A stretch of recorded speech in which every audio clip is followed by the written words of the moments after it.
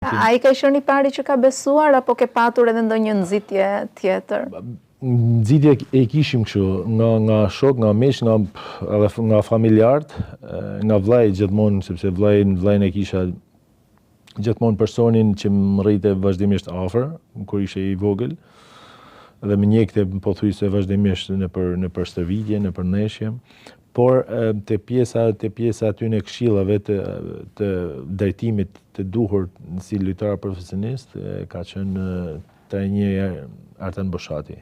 Pra, ai ka qenë i pari, ndoshta jo i pari, por ndoshta me konkreti ose më këmbgulsi. Me këmbgulsi, sepse ai faktikisht ishte me gjithë, por më pa flas për veti, sepse për mua ka ndikuar shumë karrierën time sportive, ato këshillat e tij dhe disiplina që ai krijoi me mua dhe me ekipin që kishim aty në atë periudhë kur ishte ai trajner.